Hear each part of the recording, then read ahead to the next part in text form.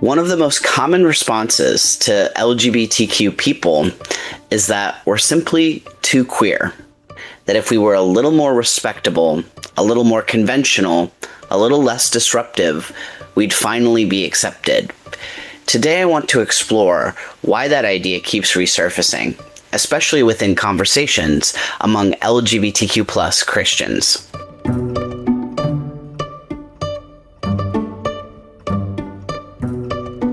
Hi, I'm Max Kuzma, and this is Whiplash. Each week, I take a deeper look at issues related to Catholicism, theology, and the church through a queer and trans liberation lens.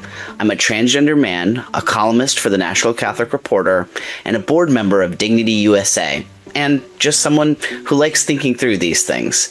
If you're one of the paid subscribers who's supporting my work on Substack, thank you for helping make this show possible. Yeah, so today I just want to kind of talk through this idea of really about the word queer itself. There was that recent article in the New York Times written by Matthew Vines of the Reformation Project, and the title of the article was "I'm Gay, Not Queer, and Here's Why That Matters," basically. And, you know, his article really is against the use of the word queer for himself, which I kind of want to say just at the outset is totally fine. You know, the point of a word like queer is not actually to force everybody to use it. It often gets used as an umbrella term because it has the ability to work for many people. But it's not like no one's trying to force Matthew to use a term that he doesn't want to use. I kind of want to throw that out there. So that's definitely a big part of my response. But I think that as well, there are a few other aspects kind of worth digging into. And maybe one of the first aspects is when reading what he's written here, it becomes clear that one of the motivations going on is wanting to present being gay as something that is normal, really, as something that can be a normal part of society and can fit into what has already been established as heterosexuality, through heterosexuality. You know, the idea that in a heterosexual marriage, there's two partners, and within a marriage covenant, there are certain expectations and norms. I'm just saying he is saying that he wants gay marriage and gay identity to basically just be one little difference within this established norm. And of course, you know, he talks about the idea of queerness, queer activism, queer theory as intentionally disruptive to some of that vision in a way, like basically, like I feel like he is presenting it as that queerness is disruptive for the sake of being disruptive, that maybe an animating force of queerness is specifically almost like destructive, to be honest. And he kind of, it's interesting as well because he starts with the history of gay marriage, how that legal decision is 11 years old. And he kind of talks through how public attitudes about LGBTQ identity have shifted, and about his own work as well as a gay man within religious spaces, working to legitimize gay identity. I think it's really interesting because, so as myself, as a trans person, I have seen many of these conversations from the gay community, specifically from people within the gay community who are, you know, they'll say things like, you know, I don't want to be associated with the rest of the alphabet. I'm just gay. And again, like as far as like a personal preference for terms, I don't think the point here is to I don't think the point here is to interrogate or deny, or no one has a problem with that you want to be called gay. That's fine. I think for sure the deeper issue is, what does it mean to live with dignity as your LGBTQ identity? Because, it's interesting. So, I mean, the emphasis on gay is interesting. So, I'm not sure if he's intentionally setting it up where there's like kind of a quiet erasure of lesbian there. I mean, he talks about same-sex marriage, which does include a lesbian marriage, but it's just an interesting focal point where this is coming specifically from this gay male lens. And there's certainly, bisexual people often are erased in these conversations in a Christian context, typically because there's this assumption that bisexual people can just act straight, like that it doesn't matter that they have a same-sex attraction within their life, as long as they pick the right partner, in air quotes, but I think certainly that one of the most troubling letters within this articulation that Matthew's trying to make, and within this idea that essentially that we can have acceptability, that or respectability, this idea that if there is a model gay person who isn't too disruptive, that's the answer, that's the goal that we should be striving for, because then we'll be accepted. I think one of the most troubling parts, one of the most troubling letters in the LGBTQ acronym is definitely going to be trans people, the T. Surprise, surprise, it's trans people once again are a source of consternation. And that always feels very sort of inevitable to me, because trans identity, in the article for the New York Times, Matthew kind of comes back to this idea again and again of born this way. That is something that he kind of is landing on, because his point is that the gay rights movement was more successful when it presented gay identity as a fixed and unchanging reality that flows from the time that you're born. So it's this unchanging thing, for the entirety of your life. And that essentially part of why queer is threatening is because there is more flexibility, there is more expansiveness, and there can be more exploration. He explicitly refers to the fact that more young people have identified as queer, and almost, represents that as a bad thing. More young people in recent years. And a lot of that is like, we had, up until the last very recent few years, we had so much social progress that people felt more comfortable. So it's not like representative of some sort of trend or something like that, where it was like suddenly popular. Because I know there's that argument where it's like, well, it's just a trendy thing that all the kids are identifying as. Well, no, it's that society became less hostile, and so it was safer to actually explore and to actually say, yeah, I think I'm part of this community. I think that's another thing about queer that I will say as well, is that I think that it is, the expansiveness of it goes beyond just, am I gay or am I straight? It is, I am experiencing the world more complexly within my gender and sexuality. And I think that is freeing for a lot of people, because it shows a way to express that without having to immediately slot yourself into, well, I am gay or bisexual or whatever the case may be. but the trans people, the T of it all, right?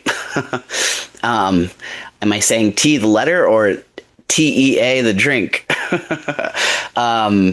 Basically, the deal with trans people is that gender transition in and of itself, to be honest, like the born this way argument has also been an aspect of trans discussion, I guess you could say, in advocacy. But kind of the issue is that gender transition in and of itself is always going to be a socially subversive act. Like within a society that has such a firm understanding of gender roles, a gender transition will always kind of be a shock to the system, because it's like, well, hey, wait a minute, you were assigned this role and now you're refusing to play that role.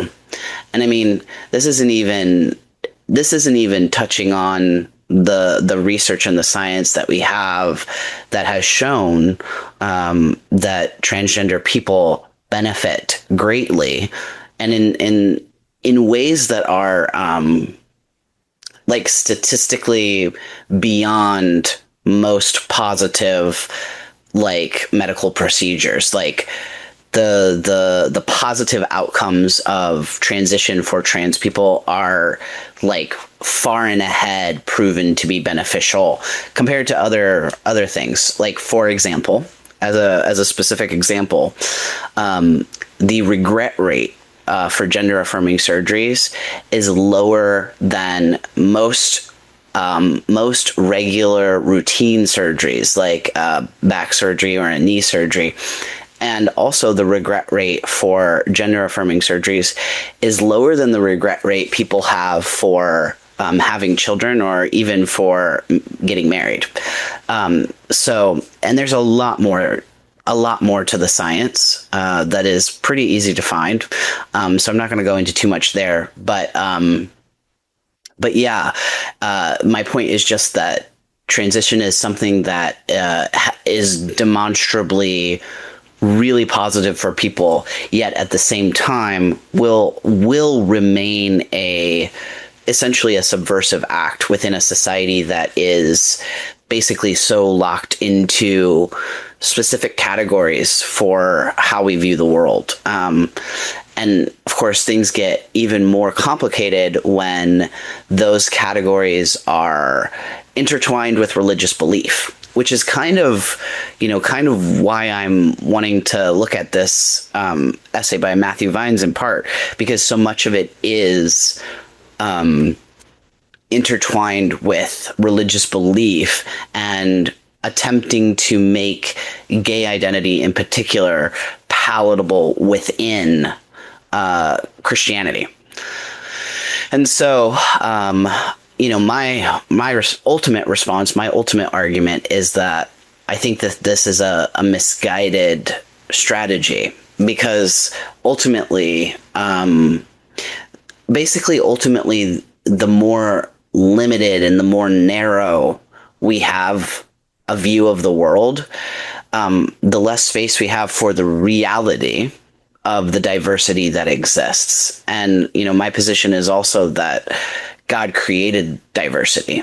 And, a lot of the time in LGBTQ, Christian and Catholic affirming spaces, we talk a lot about the Imago Dei, the image of God, because the biblical story of the creation of humanity is that humanity was created in the image and likeness of God.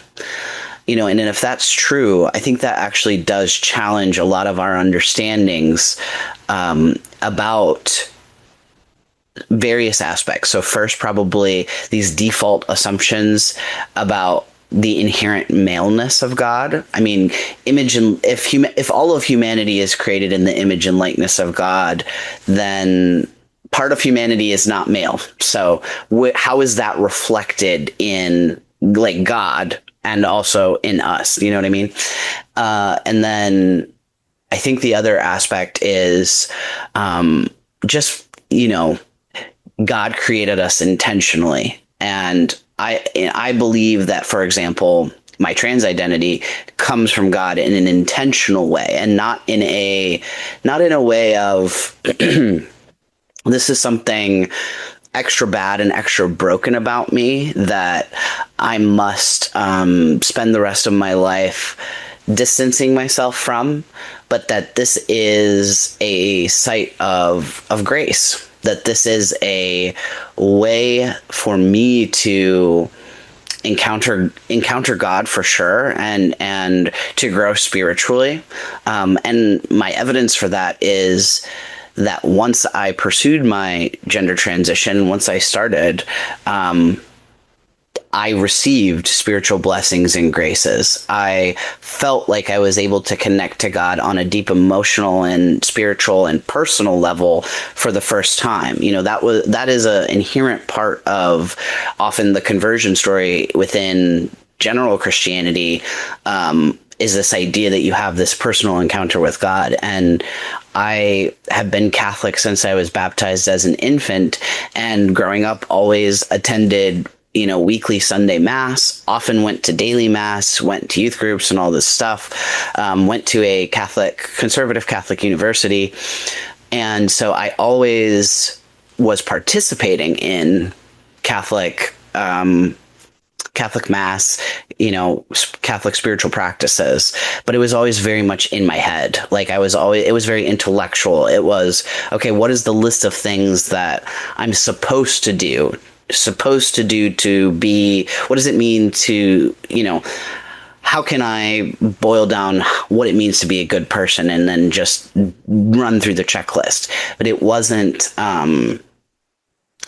that deep personal encounter. And, I knew that people had those types of encounters. I read the stories of the saints. I read people's stories of conversion and transformation with God, but I never had that until I started my gender transition, and I was now being authentically true to myself, and that was more true to who God had made me to be. So therefore that led to my ability to have that personal relationship with God, and to have basically the peace and the stillness of knowing that I was finally truly honest and open before God.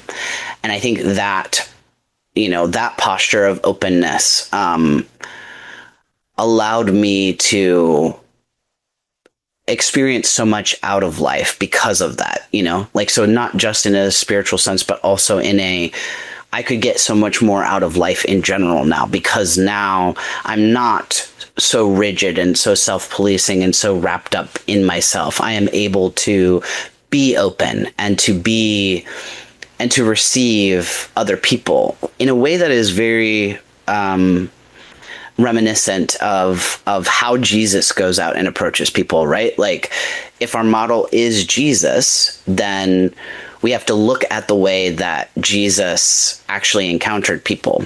And it wasn't in this very rigid and prescriptive and checklist type of way. He was always meeting people person to person in these personal, intimate encounters. And it's really interesting too, like on that note, within Catholicism, I think, I have seen a lot of examples within Catholicism where people do become pretty hung up on specific formulations, whether that be, mass needs to look a certain way, and kind of we're kind of having a conversation a little bit in the public sphere right now about the Society of St. Pius X and their schism, because they consecrated 4 bishops outside of papal authority. Basically, the Pope said, please don't do that, and they did it anyway. So they broke their communion with Rome through doing that. But they also kind of represent this conversation about the Latin Mass, like what are the proper norms and what are the proper ways to celebrate the Mass? And of course, they're also a reaction to Vatican II, and Vatican II said in the 60s, we as the church have the ability to pray in the language of our region, so in my case, it would be we have the ability to have Mass in English, and other countries, Spanish, Italian, French, and so on. And that shift is a really big deal in terms of how we understand what we're doing when we're at church, right? So there's a whole, I guess. We could talk about just this for quite a while, and it's not the specific focus, but what I think is important is, are we fixated in on those norms, those words, the language we're using, or is there another way that's possible? And I think that Pope Francis in particular started to lay the pathway for having a different origin point for the way that we think about what we are doing within Catholicism, what we are doing within the church, like what the point of the church is. Because I think what Pope Francis demonstrated most effectively was this idea of pastoral ministry. And again, taking Jesus as a model and taking that very seriously and asking, what does that mean? And, at the same time, there are things that Pope Francis did or said that were absolutely not perfect, right? There are aspects where he had this commitment to this pastoral approach, but would say things that maybe would conflict with it or behave in a way that would be in conflict with that. I totally see those things. I totally understand people who remain disappointed in his papacy, for example. Like, I get it's a complex aspect, but I think it is important and it is significant to look at how this development happened and how bringing that focus back to how Jesus would approach people is really critical, and ultimately always should be the starting point. And a critical component of this return to really basing our theologies, starting them with Jesus, even within the Catholic Church, and looking at how our years of theology build on this point. A really critical part is the preferential option for the poor, which is an element of Catholic social teaching that Pope Leo, in his recent encyclical Magnificat Humanitas, actually elevated. He, instead of calling it Catholic social teaching, he calls it Catholic social doctrine. So he actually is signaling, and he spends like at least 2 chapters, I believe, talking specifically about the lineage of this Catholic social doctrine. Who are the other popes who have presented it and talked about it? And here are some definitions and what each of these terms mean. So that's like a really important development as well, if you ask me. It's really funny because a lot of people just think of it as the AI encyclical, which it is about AI, but the way that he takes the time to talk so in depth about Catholic social doctrine should not be skipped over or missed, But in doing so, he talks about the preferential option for the poor. And the preferential option for the poor, I think, is key to our understanding of what the pastoral example of Jesus is about. Because if our spirituality, our spiritual life, and our religious life is just meant to just be a one-to-one relationship with Jesus, then that never asks us to go outside of our comfort zone, really. Like if we just make it about, I just need to have this super close relationship with Jesus, then when are we ever being asked to be uncomfortable? When we look at the example of Jesus, that's where we see the maybe uncomfortable situations where it's, okay, what does it mean to encounter the stranger and to take care of them? What does it mean to have a relationship with the poor? And that's kind of like a really important, to me, maybe the most important part of what this pastoral example means, because it's not only that people who live in literal specific poverty, without any other issues. It's also that we have the statistics and the data that show that LGBTQ people are actually often among the material poor as well. So there's overlap there as well. And when you look at history and you look at wars that have been fought and civil rights that have been championed and campaigned for, it's often people with the least rights or the least position in society who push for and put their bodies on the line to advance their rights and make it so that, for example, that things like unions and child labor laws and just like, people deserve to have enough money to live. People deserve to have a place to sleep that's safe, right? So all these things often come from the most materially poor communities or the people with the least. And connecting this as well within the LGBTQ community, again, looking at the statistics and looking at, okay, within the LGBTQ community, who are the most vulnerable? Who are the most prone to violence from society? From who's the least safe? And if you look at those statistics, you'll find out that Black transgender people face elevated rates of violence and have maybe the lowest safety.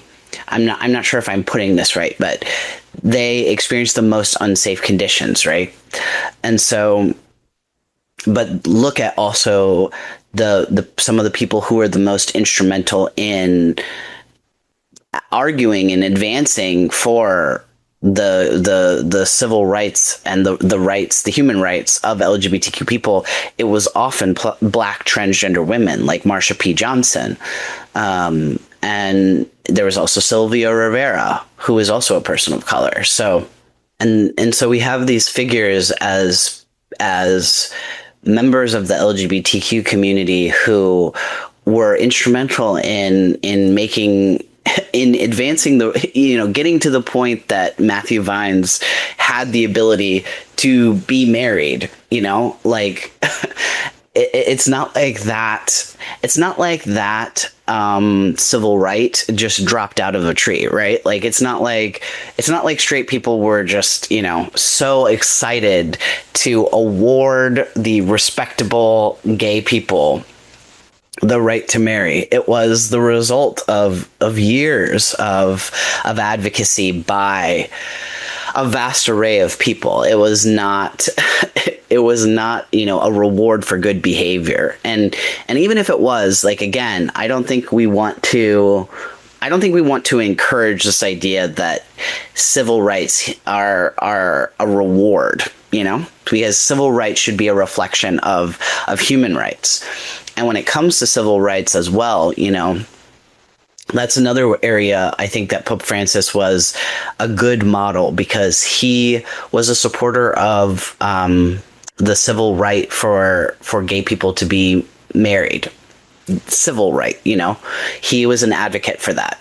He was still within theology that Catholic sacramental marriage is just between a man and a woman, but he recognized the importance of allowing gay people to have civil marriage. He saw it as like a concrete legal protection. I think some people saw Pope Francis as like this leftist pope. And I think that definitely still feeds into this idea, this culture war narrative. And I'm always conflicted about the culture war as a concept, because when I first heard about it, I basically heard about it within the context that, okay, we are on the right side of the culture war, and so we are fighting against the people who are on the wrong side of the culture war. That was really how it was presented to me, which is kind of funny because the origin of the term really comes out of a desire to actually capture the fact that people are viewing political or religious differences as a war. So what I was experiencing as like a description of the battle I was in, almost in a like call to arms type of way. I think the research was looking at it more of like hey, this is going on. This is kind of weird. But as far as that element goes, I think, on some level, it's really just this difference between rigid black and white thinking and being able to be open. And the rigid thinking, I really think, it can apply in so many ways. I don't think it's just, I'm not saying, it's just religious people. I think it's, fundamentally a posture. But anyway, I've definitely touched on a lot of things here, but coming back to transgender people, it was hard not to read Matthew's essay. And, he kind of, so he does two things about trans people that I thought were noteworthy. First, he put the word trans in quotation marks, which just automatically felt a little bit strange to me. A little bit like, almost like a way of delegitimizing the word, because, a lot of times, I read what certain conservative Christian websites write about LGBTQ people, and they'll put same-sex and then the word marriage in quotation marks. They're putting your marriage, Matthew, in quotation marks. Like, don't put trans people in quotation marks, please. You know what I mean. But then he also, another mention of transgender people in the article is to say that he has transgender friends. And I'm just like, if you have to tell us that you have transgender friends as a way to justify or defend the point that you're making, I don't know, that isn't that one of the oldest tricks in the book, as far as like, well, I can legitimize my argument by referring to my friends from this extra marginalized group, so I think it's just a little suspect. And I think that trans people in general really are kind of a subtext maybe in his article, because when it comes to queer and queer, I'm gonna see what Google says right now for the definition, and I'm gonna scroll down past all the AI. Okay, let's go to Merriam-Webster.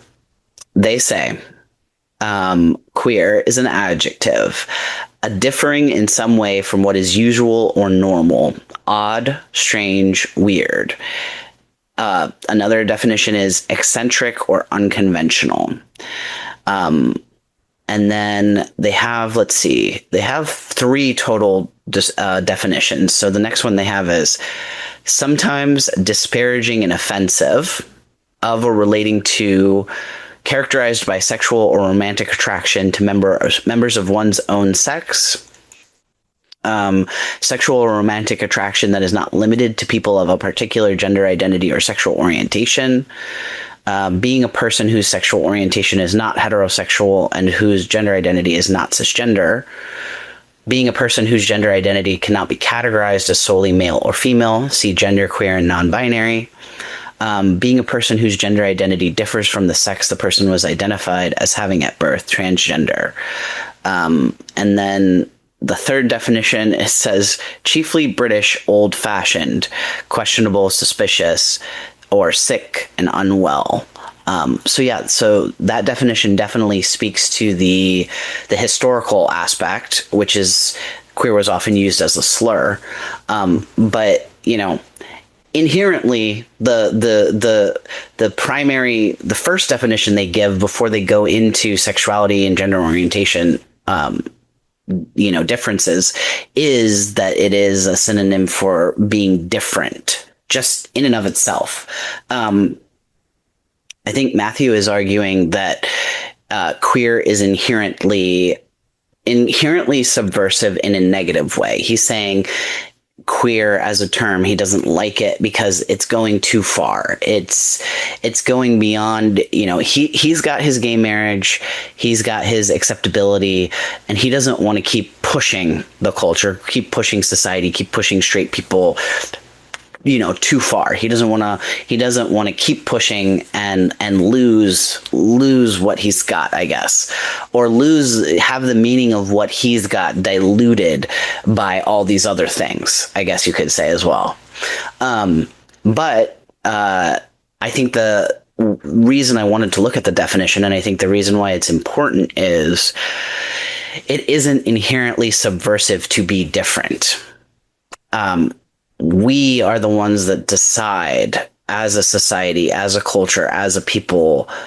We collectively determine what is strange and what is not, which is one reason why the current world that we're living in feels so surreal and so strange, because many of the things we had collectively agreed on that were important, for example, the first example popping to mind is education, and this idea of the Trump administration wanting to dismantle the Department of Education, or even just this idea of any of these federal programs, many of the things that were cut by DOGE, this idea of U.S. aid, where we had decided that we want to help and provide.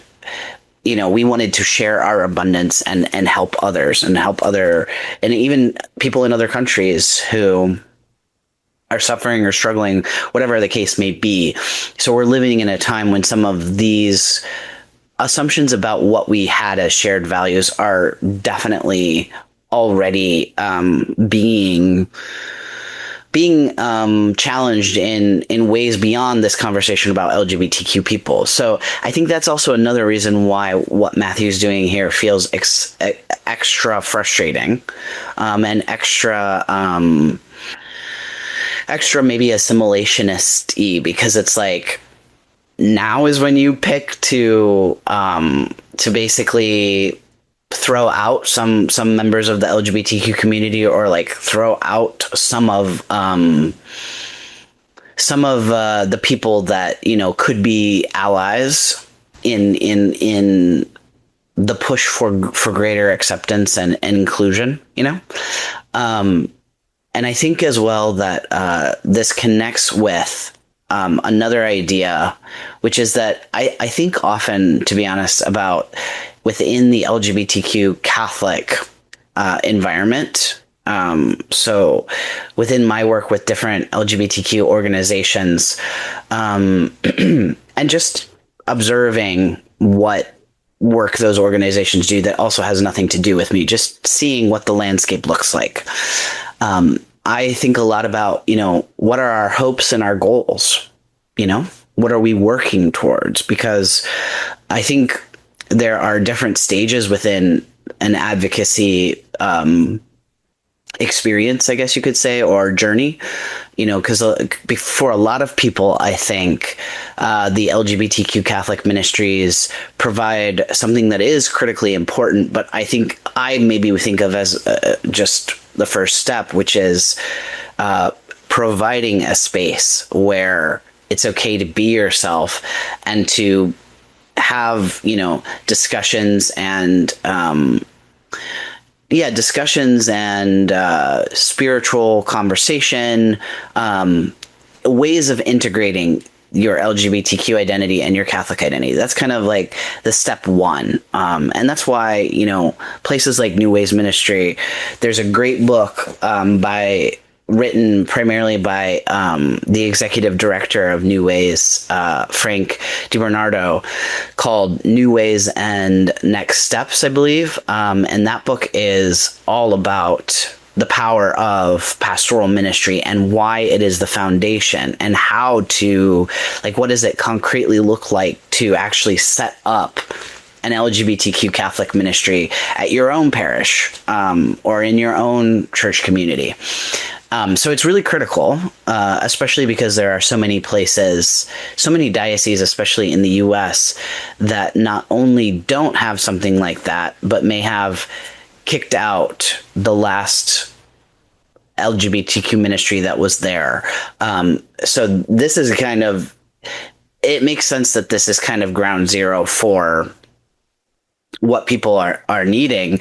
And because people need that pastoral welcome, part of why the statistics about the intersection of LGBTQ people and poverty and homelessness, the reason for those statistics in many cases is because a lot of LGBTQ people do get thrown out of their homes, or, if they're young, they get thrown out of their homes and lose the support of their parents, or just lose any type of financial or material support from the community that they grew up in, because now they're seen as totally different. They're thrown out. They're shunned.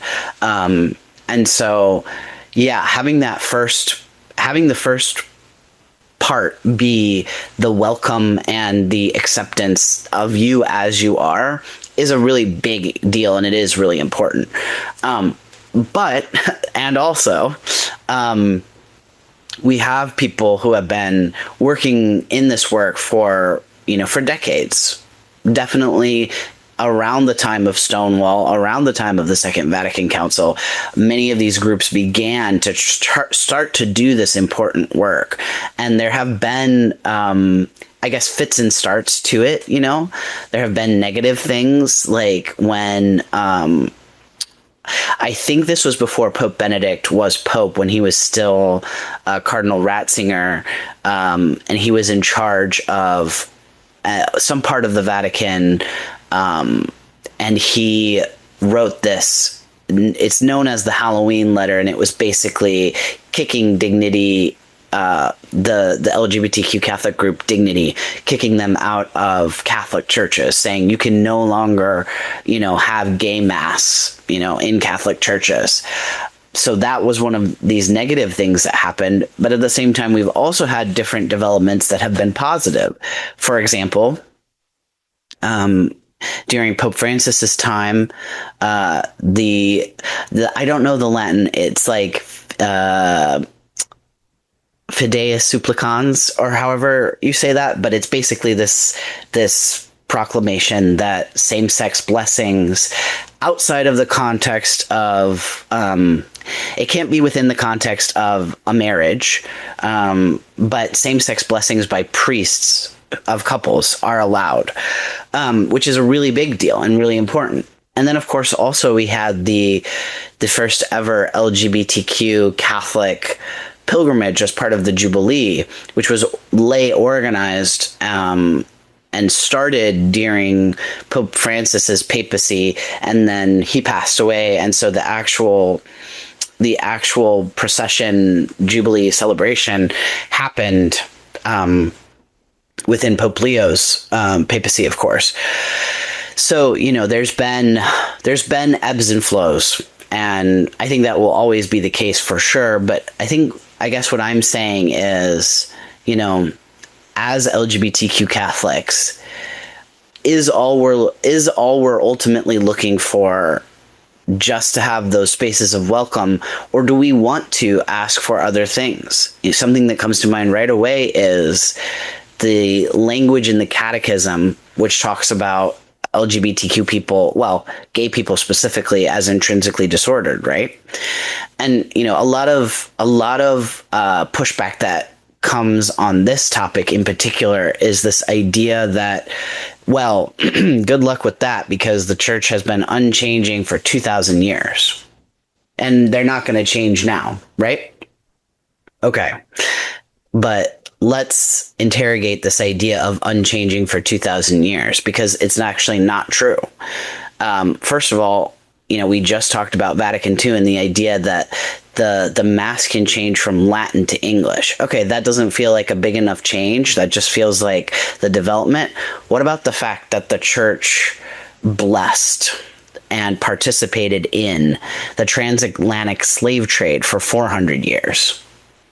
And that's just true. There are papal bulls, which is basically a formal decree by the Pope telling the Portuguese, hey, you can go and enslave all the indigenous people that you find. You can, in perpetuity, enslave African people as part of your colonization efforts. I mean, this is just factual history. And we've changed on this. Not just Pope Leo, but Pope Leo in particular as well. In this encyclical I mentioned, Magnificat Humanitas, that came out earlier this year, he apologized for the church's role in slavery in that document. And obviously the church no longer believes or teaches that slavery is okay.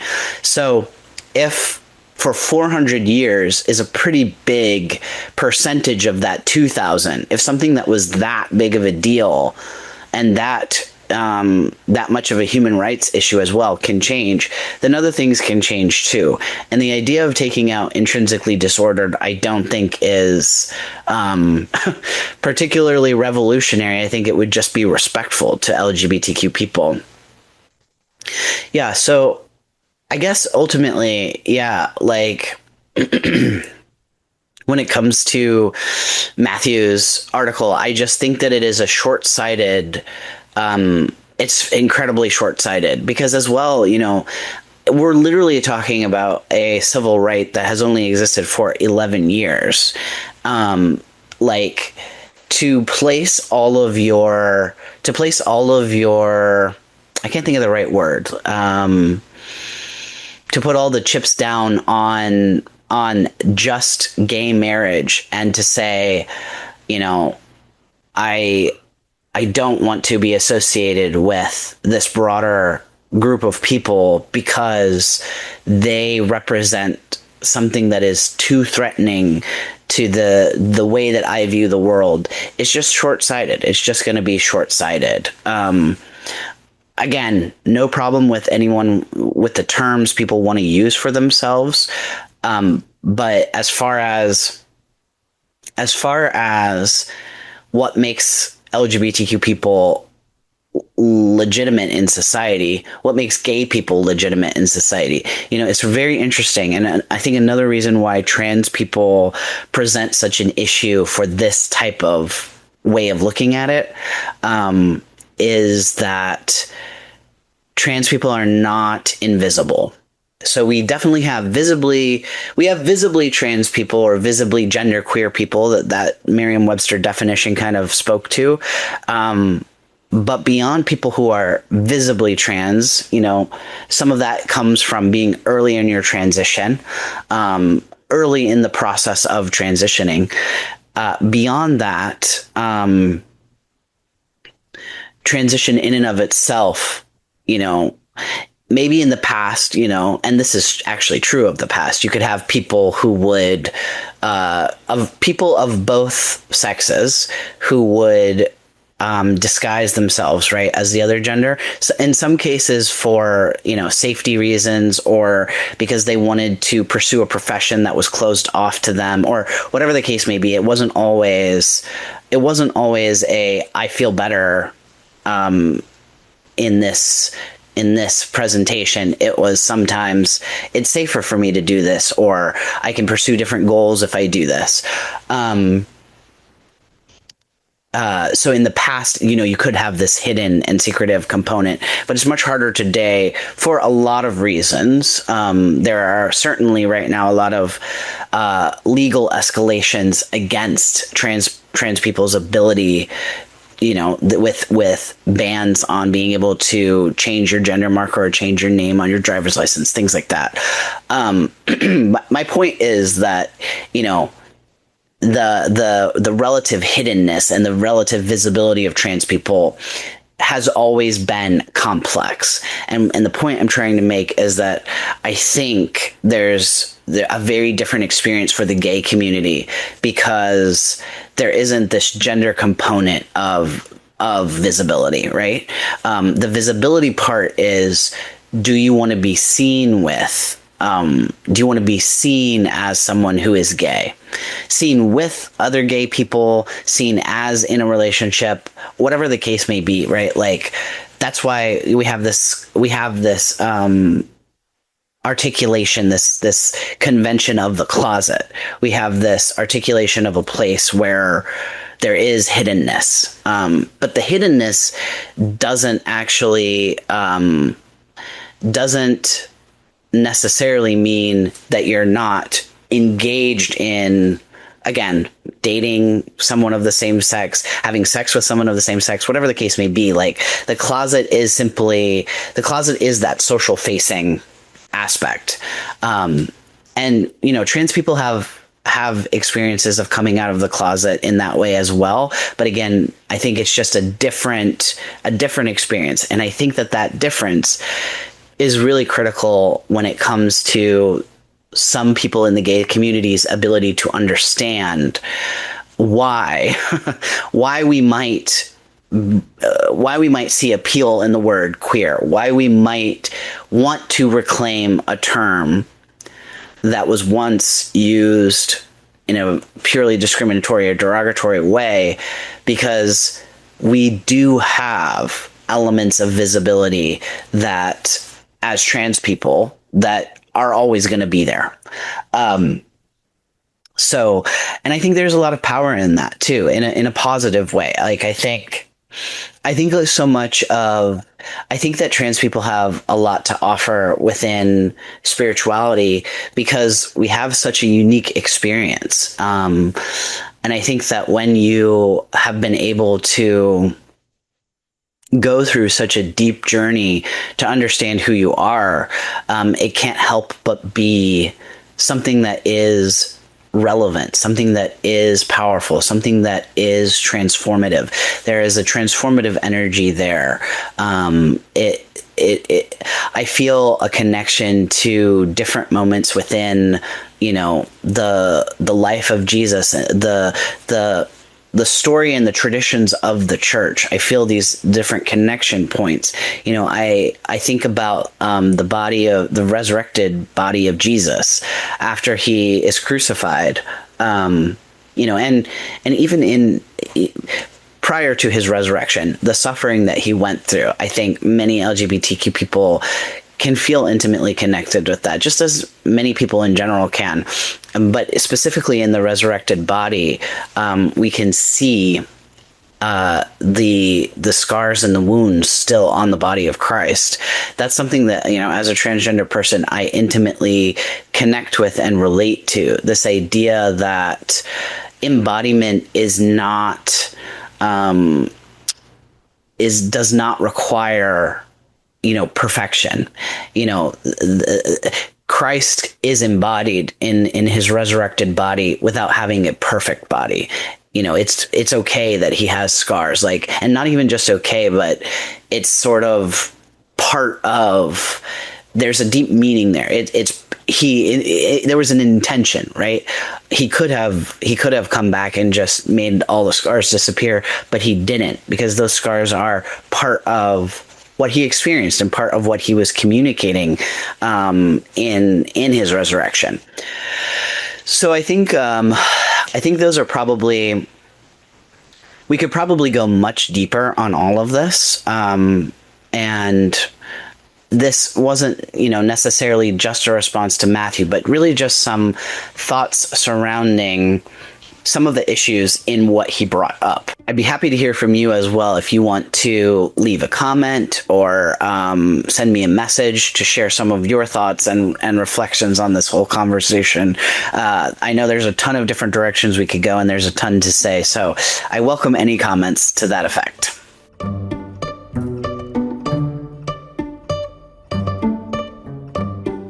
If there's one thing I hope we take away from this conversation, it's that our dignity was never meant to depend on how respectable we appear to be or how well we distinguish ourselves from one another. The church is at its best when it makes room for the full diversity of the people God has created, not by asking us to become less of ourselves, but by inviting all of us more deeply into the life of Christ. Thanks for listening, and I'll see you next time.